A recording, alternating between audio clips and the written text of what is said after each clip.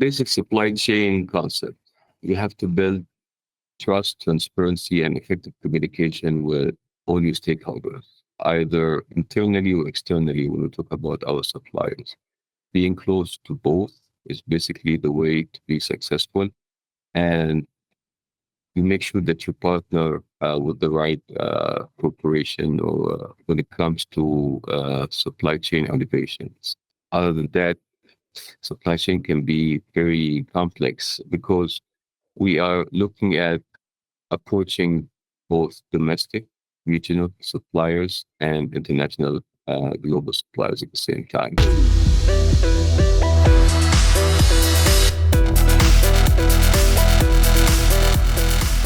Hi, everyone, and thank you for listening. I'm your host, Kerrie Jordan. Welcome to our show where we hear from leaders who are driving the future of manufacturing and supply chain innovation. Today, I'm speaking with Mohamed El Shami, who goes by Shami, and he's the Chief Supply Chain Officer with Garlock Flexibles. Now, Garlock is an organization with nearly 40 years' experience in the packaging industry, is based in the U.S. with locations in Massachusetts and Nevada, and is a leader in flexible packaging and actually number one in the produce industry. Now, my guest, Shami, is an expert in driving operational excellence and growth across global and domestic markets. His career in supply chain leadership includes experience in R&D, quality management, sales, strategic sourcing, and organizational spend optimization, to name a few. Shami, I'm so glad you're here. Welcome, and thank you for joining the show. Thank you, Kerrie, for inviting me to the show. Really a pleasure to be part of your podcast. Wonderful. All right. Well, as we get started, would love to get to know you. So, would you share a bit about your career and maybe how the supply chain landscape has evolved since you've entered the industry? And really curious to hear what are some of those surprising changes that you've seen? A little bit about myself. Born and raised in Dubai for Egyptian parents, immigrated to the US early 2000, around 2008. My degree is in chemical and nuclear engineering, so I'm an engineer by design. I started in the energy field, and 3 years in, and I felt like this is not my cup of tea. Although I started with Fortune 500 company, everything was going well, but I didn't feel it. I was doing really well, and an opportunity came along from a company in the packaging industry, and it's basically e-commerce in a marketing position.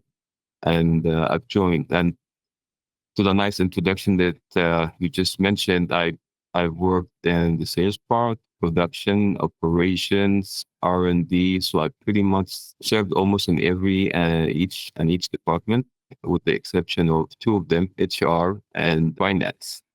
Why did I end up in supply chain? I believe that was the natural development. Even being part of supply chain for me, I feel supply chain is like the brain of the operations. You are there, and I always call it the Switzerland of packaging. So you are in contact with sales, operations, finance, and you overall part of the strategy for any corporations. And having the technical and know-how background plus the experience in sales for me are essential for becoming a successful supply chain specialist. And that is something that I've pretty much learned from my first experience in oil. So for you to develop and being part of the sales supply chain team, you have to start in a very basic technical position. So I started like an assistant lab technician in the R&D lab and grew from there into a technical professional, into managing key accounts. So this was always the career path. So for you to sell or buy products for manufacturing or technical engineered components, you need to have to understand first of all the final product, and you need to understand what are you exactly buying. Other than that, you'll be basically working with codes. And if you really don't understand what you're buying or selling, it's really hard to complete your sale or negotiate a good deal buying it. So that's pretty much where I land in the supply chain. And I felt this like my comfort zone. I get to practice everything I learned in the last 20 years. That's great. Thank you for sharing your journey. Would you talk a little bit more about Garlock Flexibles as an organization. And for those who are watching the video, I can see behind you some examples of the Yes. packaging. So Garlock Flexibles, rich history and the converting and printing business. It's almost a 40 years old company. It used to be a family-owned business. And in 2021 was acquired by private equity at Star Capital based out in New York. And we became Garlock Flexibles. We used to be Garlock Printing and Converting. And why it's flexibles now? Because we used to do paper and flexible packaging. And today we are more focused on the flexible packaging. Our focus in manufacturing packaging for food out of flexibles, mostly polymers. Can be polymers plus aluminum foil, can be polymers with polymers, can be polymers with paper, but mainly polymer-based products. Food is our biggest market, so we serve produce, confectionery, sometimes medical sector as well. We also do non-food, garments, what else? And we have few examples here in the back, mostly things you see on the shelf. And that what really attracted me to the industry. So being in the energy section, you basically engineer and design chemical plants or nuclear reactors, and you don't really see the final product. So people get to enjoy electricity, heat, and warmth, which is great. Nothing against that. But when you're actually in the market and you think about a simple bag of chips, so before getting into flexible packaging, I'll just open it and eat what's inside. I've actually never paid attention to what comes beyond the package. So the interesting part is when that company called me and said, "Hey, we do packaging films." I said, "Okay." And why would they be interested? Do you want to come and visit us and see what we do? And I figured, yeah, why not? Like, so as an engineer, I was interested in seeing something different. So walking in to manufacture a simple bag of chips from a raw material perspective, we're looking at two components. Number one, a 1.5 to 2 long foldable feed line that is 40 to $50 million, basically produces the material that gets the brand. So if you look at any bag of chips, you have the logo, the brand, the components. So that is typically a transparent polyprop film that runs on a very highly sophisticated polymer film manufacturing line that goes for almost 60 meters long, very complicated process made by a German design. Then it gets laminated to another polymer film that has aluminum deposit on the surface. So you sublimate aluminum at 1,300 degrees under vacuum on the film surface. So I'm talking about this. I know that it doesn't sound very familiar, but the technology behind building a simple bag of chips between raw material, talking $100 million plus R&D. Then it comes to us at Garlock, and we print, we laminate, we can roll it in a full form of roll. I don't know if I have a roll here. Probably I do. So we supply it in the shape of a roll that goes Yeah. to chips manufacturing companies, and they can form it, fill it, cut it, and sell it in the market. Or we can supply in the form of a pouch. So reusable, we open it, we eat what's inside, we seal it, then place it back in your pantry, home, shelf. So it's all based on how the final product is. So we can do both. So this is basically, in a nutshell, flexible packaging. And again, when you go out to shelf shopping, typically what we learned at the very beginning of my career that a consumer probably spends half a second deciding, am I going to pick that product or buy it or not? And here comes the converting product. So the design, the graphics, the color, the finish, the feel, that's what gets your attention. If you just walk by, you didn't pay attention to the pixel graphics that's shown on the package, you probably will not be interested in stopping and picking up that product. And now there's a chance that you might go through the ingredients, flavors, if there's something that you might like or not, but at least you stopped and picked it up. If that wasn't interesting enough, you basically just move on to the next where you see something that's more eye catchy or popping colors, different design. And this is where most of the big CPGs like Frito-Lay, Pepsi, Nestle, not to forget about anyone, Mars would spend most of their marketing budget on how to attract customers and consumers into their shelves to pick up their products and try to explore what is this, what's the new flavor, or anything new, why it looks like that, things like this. So always feel free to stop me whenever I can go on and on. I enjoy and I love flexible packaging. So just Yeah, it's so interesting. Honestly, I hadn't thought too much about it until we had this conversation, but I can absolutely see how, as you were saying, it's like a very tangible product. Of yes. course, like electricity and, heat, all of these things are incredibly important to all of us. But what you're building here is so tangible, so relatable. We all see it in the grocery stores. Can I ask you about like voice of customer feedback? Because I imagine that it makes such an impact on the design, the manufacturing process, and I'm just thinking too, what you were sharing, the those packets, they kind of like will stand up on their own because of the shape, but a regular bag of chips sometimes tips over. So I'm imagining in the grocery store, it's easier to see something that's standing up, like it catches my attention. How does voice of customer influence the supply chain process and manufacturing? For most company, we're all customer centric. Everything is driven by customers. So from the beginning to the end of the supply chain, we're all driven by customers and consumers. If Hmm. something that doesn't really attract you or your interest, I don't think they will ever make it to the shelf again. So basically, the voice of a customer has a pivotal role in shaping both manufacturing and supply chain decisions because it directly connects you to the needs of the market. You understand what the customers are looking for, what are they attracted to, what are they looking to. So let's think about this. 20 years ago, you walk into a department store or a mini market, a convenience store, and you probably walk into 5, 6 aisles of chocolate, cookies. Today you walk in, it's more healthy products, nutritional snacks, protein bars, and you would probably see the confectionery side at the very end next to the checkout. So that's a big shift. And all those convenience stores are basically renting those shelves for CPGs. And now to your point, how to stack those products. And this is where manufacturing comes in. Like, do you want it to stand out? It will take more shelf space. You pay more, but it pops up and it's more convenient. With the fast moving life, you want to have a healthy snack at the office.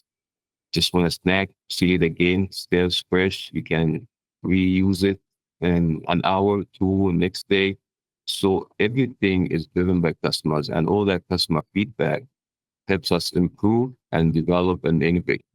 So the product design, manufacturing, innovation, supply chain efficiency and responsiveness. Talking about specifically what we do, and thank you again for your presentation at the very beginning, introducing us, being a leader in the produce industry. You're talking about selling a live product.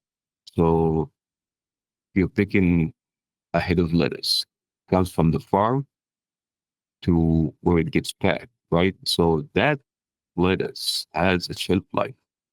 So let's say almost 14 days from the time you pick it until it's sold. If it's not sold on time, it will go back. So basically, manufacturers or the CPGs will lose a considerable amount of money depending how much they waste.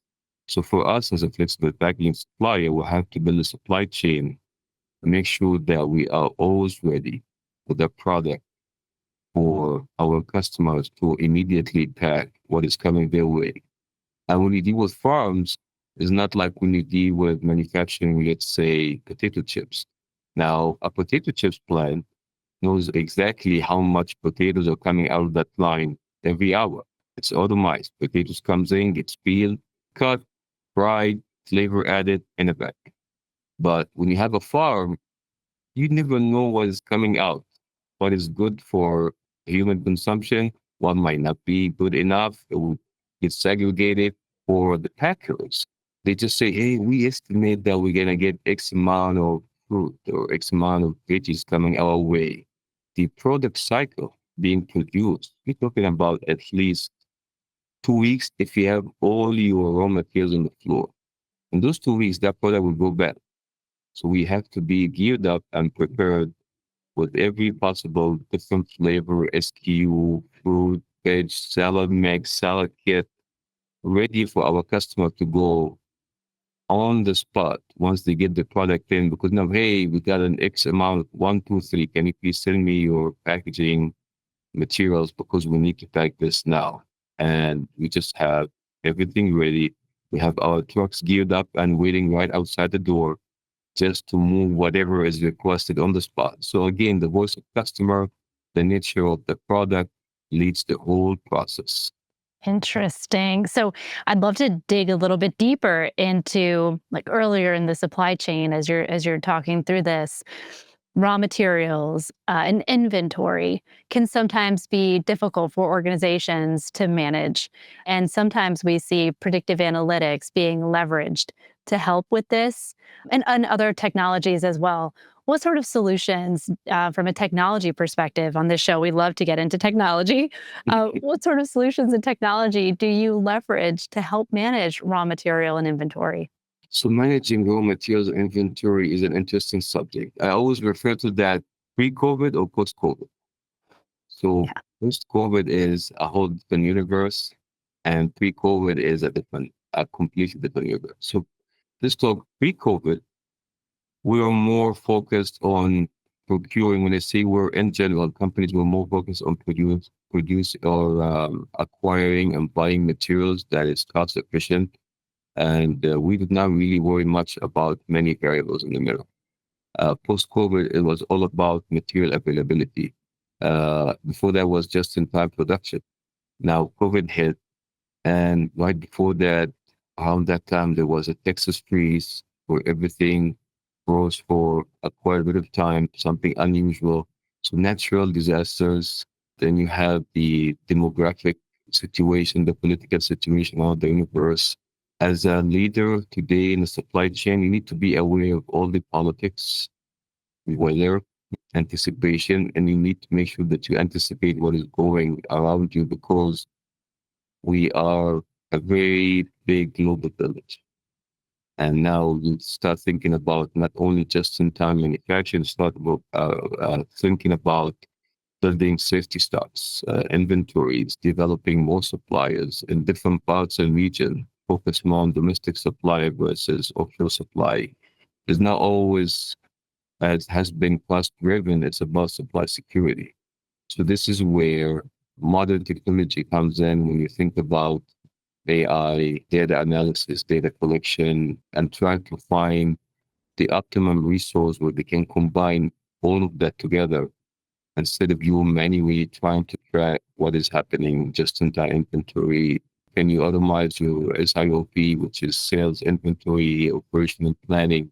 How can you balance your cash flow with your inventory turns? And it is not easy, but it's not impossible. Again, knowing the product and what you're doing for the customers, the segments that you're supplying. So understanding the whole supply chain from cradle to grave, from raw material to end product, pretty much drives the custom-made process that you put in place. We can talk about this as much as you want. Just feel free to stop me whenever I just keep going on and on. But it's a great question with a big answer. Yes, I feel like these kinds of questions we could probably spend hours talking about because just as you said, there's so much that organizations have had to do pre-COVID, post-COVID. There are new disruptions coming all of the time. And it's as you said, it's not easy to have that visibility and to know how to respond. Well, I wanted to ask you about sustainability because I understand that sustainability is important to Garlock. And I wanted to ask about how do you balance, right? Because there's, I think, a greater push across the industry for sustainability. And how do you push that to recyclable materials and balancing that with performance requirements when it comes to flexible packaging? Sustainability is definitely a very interesting topic. So sustainability, let's put it this way, is not a new topic, right? We have been talking about it for quite some time. And it just depends where you are at that time. And I was lucky enough to be part of different sustainability acts and around the world. I would say for us here in the US, I am glad that this is becoming a topic very recently compared to Europe. So we worked on sustainability and flexible packaging probably 20 years ago. So sustainability is based on where you are and what are the legalities and regulations and customer focus driver toward that sustainability acts. For us as Garlock, we always want to be ahead of the curve. So we are working closely with our supplier. We are following the market trends, making sure that we are aware of everything that is going around us in the sustainability space. But when you talk about sustainability, you talk about material innovations. So that would be one big topic. So material innovations, you can think about one, monomaterial. So why we say monomaterials? Because part of the recycling programs. So if you have two different substrates, let's say a polyethylene base laminated to polypropylene base, two completely different materials. If you want to recycle that product, it's really hard because now you have to separate them. You can't mix and recycle two different material components. So that when we have two different components, it can be three, it can be four, because not all structures are the same. So it can be two plies, or two layers can be three, four, five, depends on the packaging. So we started simplifying those laminate structures with the target going mono layers when we can. And again, the package is designed based on the product inside. If we go back to the potato chips design, you're looking for keeping the product crispy, always flavorful, not rancid, and you can enjoy it at any time. So the design around the packet is how to contain those flavors in a small pack for the longest time possible for customers to enjoy. If you think about produce, is how to stay fresh for those 10, 12, 7 days, depends on what's back inside a fridge in a convenience store. You're talking about chocolate, that's a whole different design. So the design is dominated by the product inside, which gets us to how can we simplify the design to a level where we can maintain the same product quality while simplifying it and making it sustainable or recyclable way. Recyclability is definitely one of the components in sustainability. So monomaterials is one. Then we can exchange different structures by going from, let's say, polypropylene to polyethylene based to two polyethylene based products. So now you have 100% polyethylene based product that can be recycled in recycling facility.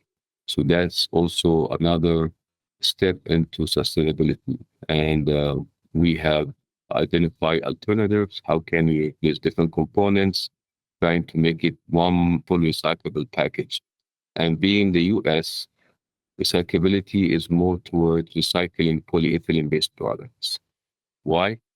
Because our recycling facilities, the infrastructure here, because when you think about recycling, you have to think about the infrastructures. It's not about the actual product, it's about what can we support, what can be supported today by the current infrastructure.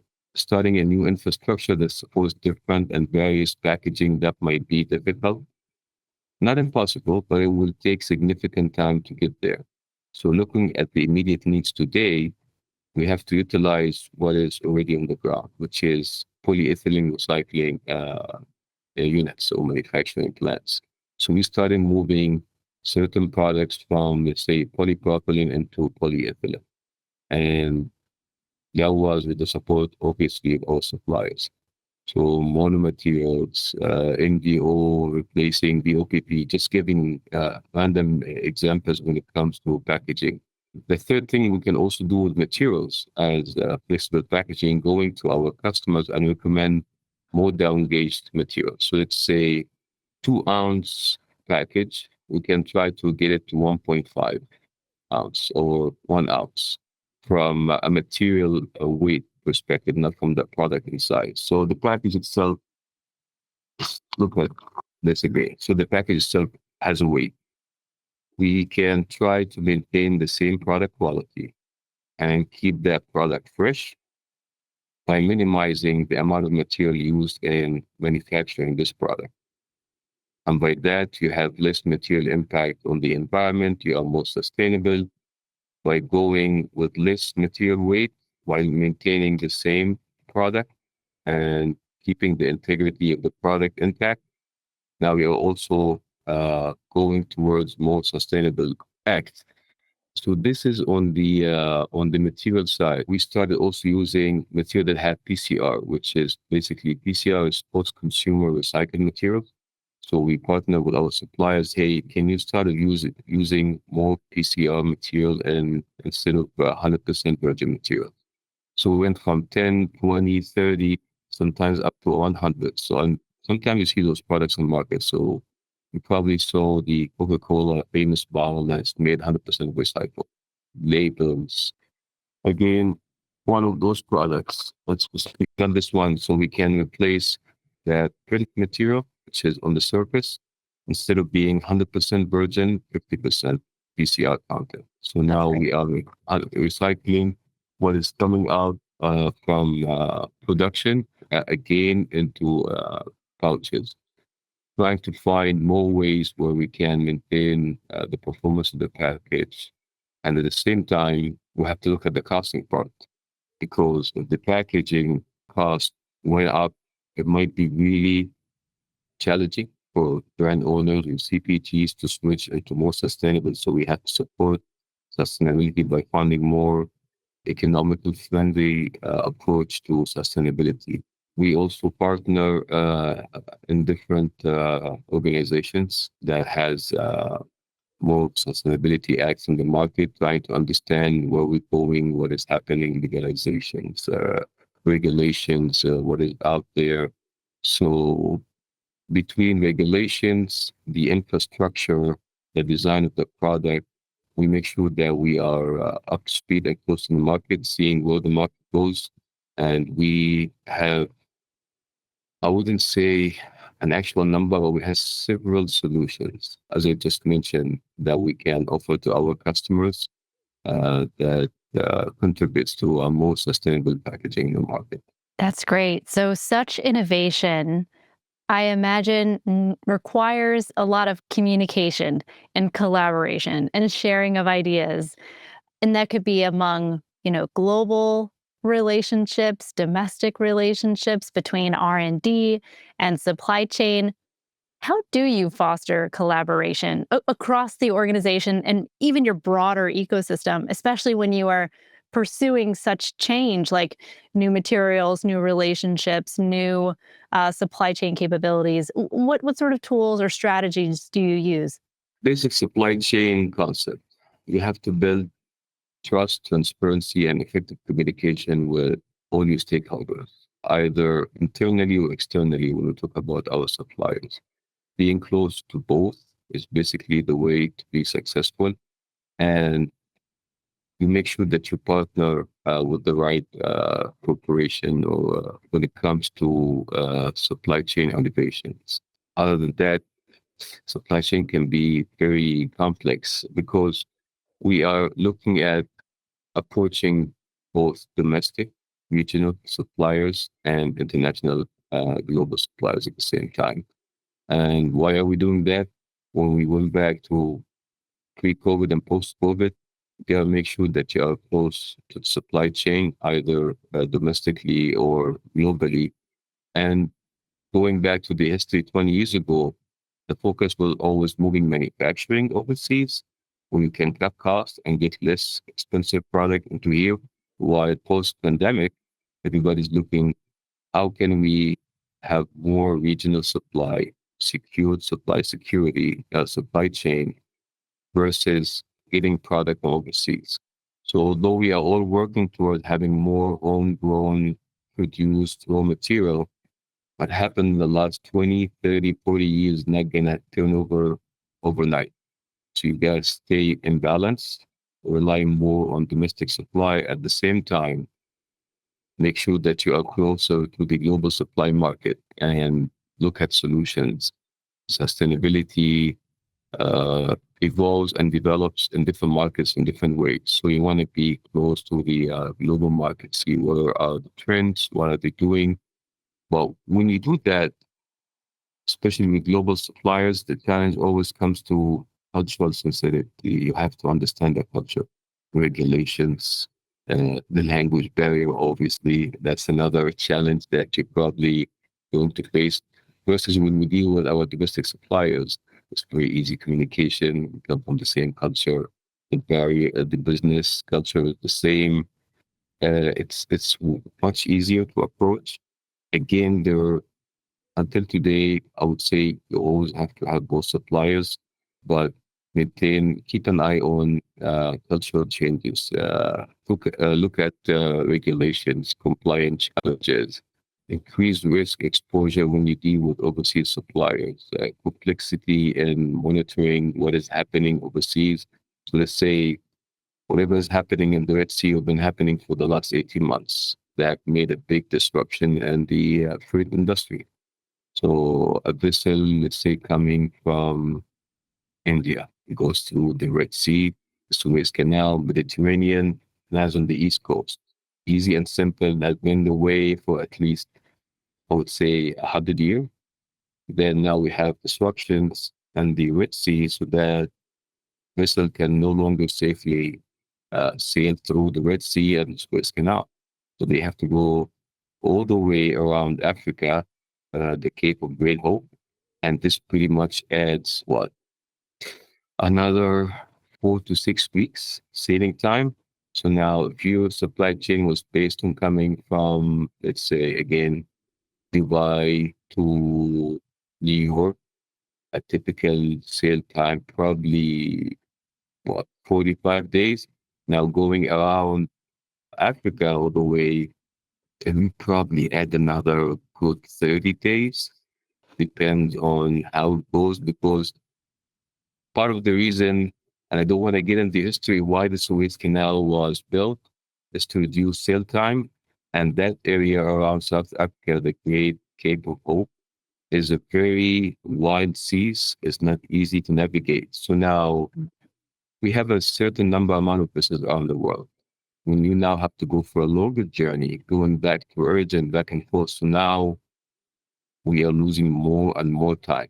And now you are in danger of missing shipments, supply, materials, market, and that's something that we have been challenged with.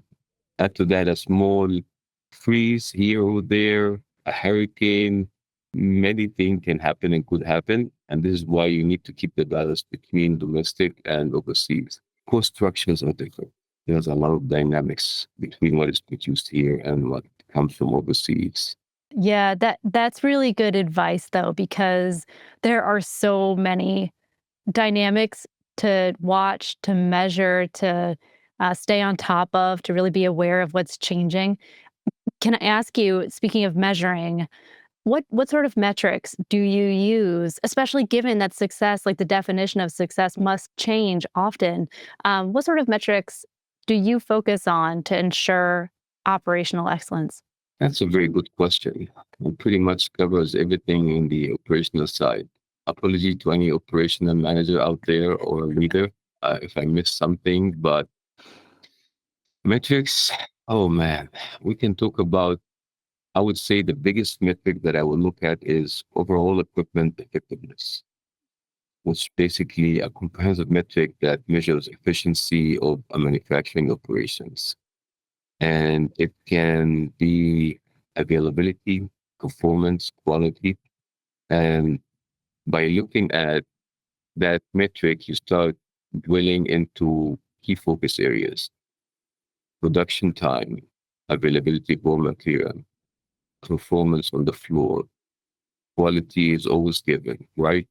Then minimizing defects, cycle production time, what else? On-time delivery, because everything is about delivery when it comes, if we go back to the voice per customer, voice per customer's part of that is on time and full deliveries.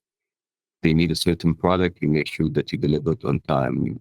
If they don't get the full production or the full product, they are challenged by their own production. So on-time delivery for manufacturing is important. If you don't have the raw material, the right site, just-in-time manufacturing while maintaining the right inventory, carrying the right goods, especially if you have a long chain of SKUs. And let's talk about Garlock. We'll probably have 1,500 to 2,000 different SKUs. So making sure that you are carrying the right amount of inventory, because again, inventory has expiry dates. We can't just carry them forever. And we are in Right. food packaging business, right? We have to look at manufacturing about the cost per unit, how much that unit production is costing us because we sell it, and we make sure that you are profitable. Because part of having a sustainable business is being profitable. And this is the same concept that I use with my suppliers. So old school supply chain would be going and squeezing your supplier to the last penny. That is not right. So when you have to be good to your suppliers, you have to make sure that your suppliers are profitable because this is how they stay in business. And this is how you stay in business because you grow with them, you develop with them, you come to solutions, partner with them. Part of your success is your supply chain. And if we go after every supplier, just squeezing them for the last dime, they will have issues growing and the amplification comes to everyone in our space. We make sure that we are fair. I will make sure that they are profitable at the same time us as Garlock Flexibles are also profitable. So this is part of the success working as a unit. It can be me, me, me. You gotta make sure that everyone in that cycle is profitable and successful. You Mhm. also have to watch your scrap rate, like as part of sustainability and part of your P&L, utilizing your machinery to the optimum, looking at your downtime, your employee productivity, your returns and rejects from customers. That's also part of the voice of a customer. What is coming back? Why are they getting those products? What kind of difficulties are they facing using our product? And at the same time, make sure that your assets, which basically what generates your revenue, are in good shape, maintained on time. And at the same time, make sure that your lead times are not really out. Make sure that you deliver on time, have a quick turnaround cycle where customers can still send you orders and receive them at a certain period of time. Energy efficient, if you're looking for sustainability production as well. We can talk about that. Feel free to stop me. Like, I know. No, this is good. So with so much complexity, right? Like you were about to say energy efficiency, you've mentioned scrap rate, lead times, on-time deliveries, inventory levels. There's so much to measure and to keep track of. Are there any emerging technologies that you're excited about to help in these areas for supply chain leaders such as yourself? oh, yes. In the technology universe, AI, oh man, AI is becoming the new big hit. And we are eagerly waiting for that to be integrated in our system. It is not going to happen overnight. Mhm. As of today, we don't have any AI supported equipment, but Garlock just invested in three new brand new assets that probably delivered within 2025, and they are all AI supported. So that would make a huge difference to us. I'm just excited, waiting to see what we can get at it. So you can read the literature, talk about what it can do, what it cannot do, but automation. And some people look at automation worried about people losing jobs. This is not what's going to happen. So when we talk about AI supported equipment, what do they do? So I would say the last 20, 25 years in Europe, they were facing a problem where the young generation are losing interest in manufacturing. And me being in supply chain and typically going out buying raw material, assets, new equipment. And every time I go and see the same guys that I've seen since I was in my early 20s, like the guys, like, I really love that I keep seeing you. And this is part of being successful in global supply chain, having those connections and relationships. And from my past, and where I've been the last 20 years, I've worked pretty much in all six continents, worked, lived, traveled. So I have a very good, solid connection with many people in our industry. I said, like, I really need to ask, like, it's been 15, 20 years I'm visiting you guys and you're pretty much the same people. What's going on here? And they say, like, no one is really interested in doing this. This is hard work. Blue collar jobs are not really of interest now. People are looking for different jobs. The younger generation are aspiring to do things differently because they feel that we are not very tech friendly.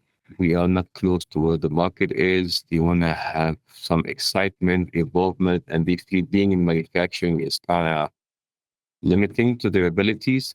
So when you talk about automation, now the new generation can look to a completely different side of manufacturing. Now, it's not about just labor. Now we're looking for skilled labor, labor that you want to train in and out every day. And for us to bring the new generation up to speed, we still need all the experience with the current leaders in manufacturing. And that experience cannot be captured today unless you have one of your apprentices that have been shadowing you, like what used to happen the last 15, 20 years when probably your brother, your father, your sister, you're all been in the same business. And from one generation to the other, you pass on the recipe of success. Nowadays, that's not really the story, not everywhere, right? So now, by the time you lose that operator or that leader on the floor, and they get to retire, and now they want to enjoy the rest of their lives, now they leave with their experience. Having an AI supported unit basically gives you the ability to store that experience and in the equipment. You're not going to replace that person with a machine. No, the new guy coming to run that machine will be able to utilize that experience by having all the right information stored, and the machine actually will start shifting the way it operates based on the experience AI gained from the operator, not vice versa. Then at that point, the newcomers would come and have that experience still intact. The equipment will learn how to run better. And at the same time, we have to keep adding on addressing the skill gap between automation, AI, equipment, and the current workplace. So we have to upgrade our worker skills. At the same time, we have to acquire others where they are more skill savvy when it comes to technology. Keep training them, and I believe that will really attract a different kind of operators and probably will change a little bit the perspective when people think about manufacturing or manufacturing. That's hard work, like 8 hour shift. And I'm free, like, no, I want to do something where, I get in my suit. And I think once they get a taste of where technology comes in, where AI is, that might be a good attraction for the newer generation. And it would be a good way to preserve the experience. At the same time, it will boost our production quality, consistency, precision and accuracy, reducing scrap cost, more sustainable. And we are hoping, looking into that this will also reduce employee turnover because we are now motivated to see what is next. Again, 15 years ago, nothing, I won't say nothing, but the involvement in our industry was quite slow in a way. But for the last, I would say 3, 4 years, everything is evolving so fast. And this would keep the employees intrigued and interested in seeing what is next or what is coming now, what is happening. Again, change is not easy. Now you get to the challenging part, right? You gotta adapt and give it a try. And from us as leadership, we have to talk to our teams like, what are we doing here? Like, how do we approach that change, right? Again, I get really excited when I talk about packaging. Feel free to stop me, Gary. Oh no, this is great. It's really interesting because the way that you are thinking about incorporating AI, I do think is very visionary because the way in which you're thinking about it sounds to me very human-centric, people-centric, not only empowering them, but also encouraging them to work at Garlock because you are a forward-looking organization that cares about what's coming next, AI, sustainability, efficiency, your supply chain partners, as you were discussing. And that was some great advice. I think we are running out of time. This has been such a great conversation. I really learned a lot from this conversation. For anyone who wants to learn more about you or about Garlock, where would you direct them? GarlockFlexibles.com is the shortest way to us. My name is Mohamed El Shami. You can see me on the website, part of the leadership team, and we are always open door. We are always hiring. We never stop. And we always encourage fresh grads, internships, anybody who's interested in learning more, especially from the younger generation, fresh out of college. Come spend some time with us, see what we do. You might be interested, you might be intrigued. You're always welcome. That's wonderful. Shami, this has been such a great conversation. Thank you so much. Thank you, Kerrie. Thank you so much. All right, that was Mohamed El Shami, Chief Supply Chain Officer with Garlock Flexibles. And to everyone listening, thank you for being a part of the future of manufacturing.